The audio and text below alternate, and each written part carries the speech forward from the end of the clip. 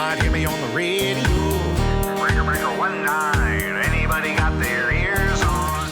Hey guys, it's Eric, owner of Far Point Farms here in the mountains, North Carolina. Tonight, new radio to play with. I love a new radio. This is actually a gift from one of the fans of Far Point. I want to say thank you to Dan. Dan, I won't say your last name, but I appreciate that. Dan sent me this beautiful old school Uniden PC122XL. This is a sideband radio. This was the little brother to the Uniden Grant, and it is a great radio. These were strong performers, slightly smaller size than the Uniden Grant, but packed full of features. Dan also sent me some microphones. The premier microphone of that is this nice aesthetic Road King here. This is a beauty, and I love it, man. I'm definitely going to be using that. I'm actually going to be putting that in the car. That's a 636L. But these are hard to come by. Well, I mean, I think they still make them new, but you don't ever see these on the used market because they're just great mics. Anyway, back to the radio at hand here. I don't know what year this was made. Let me see if I can see on the back here. Made in the Philippines, so it's an older one, but just a great radio. And this one has some extra features in it. And we'll go ahead and plug this thing in here in a few minutes and show it to you. But here's a picture of the front close up. Here's a picture of the back close up. And here's the sides. And check it out on this side right here. There's a switch. That switch, my friends, is for upper and lower channels. This is got the freeband mod done to it, which was very, very popular for many years through the 80s, 90s, and even into the early 2000s. It was very, very common, especially with these Uniden and Cobra sideband radios, to add a kit, you know, the Expander 100s or whatever the heck kit was called.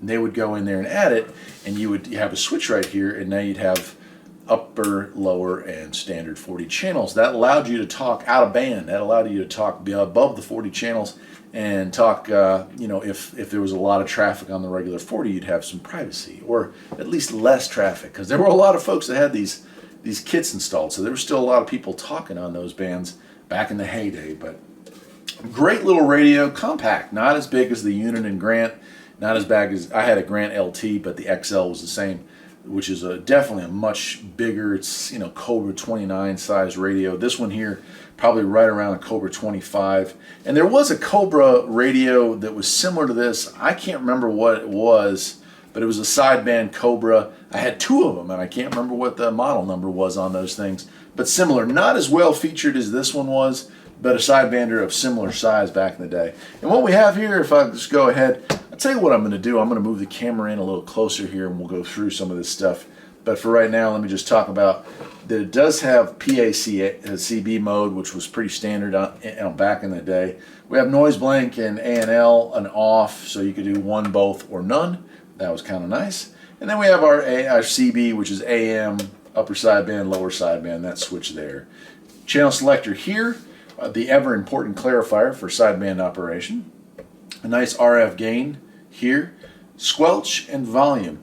Not on this radio, mic gain, which is kind of interesting. So you go to the Cobra sideband full size radios or the Uniden Grant, those would have your mic gain in there, but these radios did not have that. I guess they felt like leaving that part out. 4-pin mic, which was interesting because a lot of the Unidens of the time had a 5-pin. But this is a 4-pin standard Cobra setup there. And on the back, we have external speaker, PA, the regular power plug, and our PL259 for hooking up to the antenna. And that's exactly what we're going to do. I'm going to pause the camera. I'll get a little closer in here. We'll see if we can get any signals. I don't think there's any skip today. There was all weekend, but you know, it is what it is. So let's get this thing hooked up and we'll give it a try. All right, so the first thing I want to show is this. Dan was even nice enough, he still had the frequencies for the uppers and lowers. A lot of times when you pick up these radios, you have no idea what the switch is taking you to. So to have that map is ultra important. But let's just go through the features. I'll go ahead and run them through again here. So PA up at the top here, CB down at the bottom. Of course, we won't be playing with CB. We have off, A&L, and A&L noise blanker. We'll leave that all the way up for now. We have AM, lower sideband, and upper sideband. We'll leave that on AM, see if we can find a signal. Then, of course, we have our clarifier here, RF gain, which we'll turn all the way up for right now. Squelch and volume. And on the side here, I'll turn it ever so slightly so you can see that. There is our switch for uppers and lowers. a cool feature, and it kind of, be honest with you, one that I'm kind of glad to have right now. There we go. We're back in business. All right, let me turn the volume up. We'll roll through some of the stations.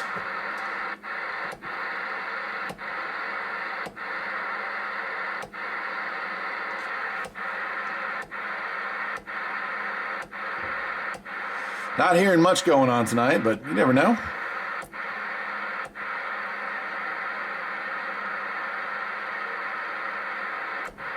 Let's try lower sideband on 38 and see if anybody's out there. CQ, CQDX, Farpoint Farm 707 in the mountains of North Carolina. Trying for it.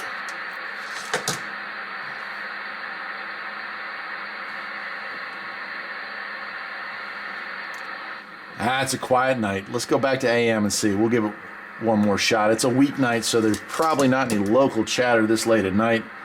I've been out on the farm all day.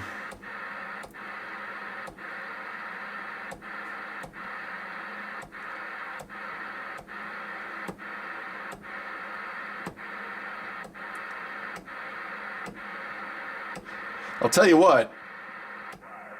There we go. See if we can get these folks here.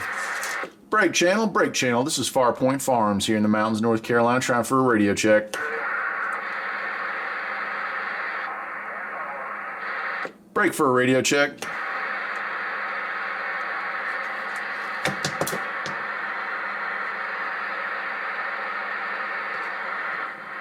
Guess they're not hearing me, but I'm hearing them. Anyway, we'll let them do their thing, but look at how clean this thing is. You take a look at the chrome on this. You take a look at how well it's been taken care of. For a radio that's been modified, and I have no doubt it's probably been peaked and tuned as well, although I haven't hooked it up to a meter yet.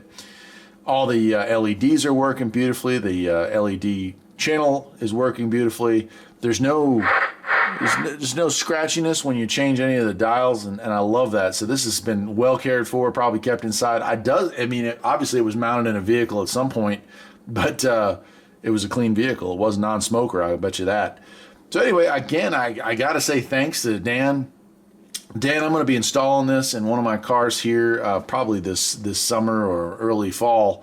And it's going to be nice to add sideband capabilities to another one of my vehicles. So I really do appreciate that. You know, I've got the McKinley in my winter car. I'm probably going to put this in my wife's car. I know she's not a huge CB fan, but that sideband, to be able to reach out that extra range, certainly makes a difference. And such a nice clean radio with such a beautiful look to it. I mean, it's just got the classic look to it while being compact. I think will really make her day. So that plus this beautiful aesthetic. Now that's going to go in my truck, I think, because that's just a beautiful, beautiful microphone. So again, thank you so much. And if you like this video, perhaps you will think about liking and subscribing, because, you know, I'll make an install video on this when the time comes. So we'll have to do a little bit of a range test and try it out. And maybe one day, you know, I don't think I've ever, I made a video talking about freeband or, you know, uppers and lowers, that I've never really had a radio working that had that with the ever important map here. So I can hook this thing up here and and go through some of this stuff. We'll actually get a chance to see if anybody's talking freeband. Of course, that'll be a night when Skip is rolling, because that definitely makes all the difference when you're talking about those uppers and lowers. That's it for tonight, my friends. I'm Eric, the owner of Farpoint Farms, and I hope you enjoyed this video. If you did, perhaps you'll think about liking and subscribing. And I'll see you next time. Take care.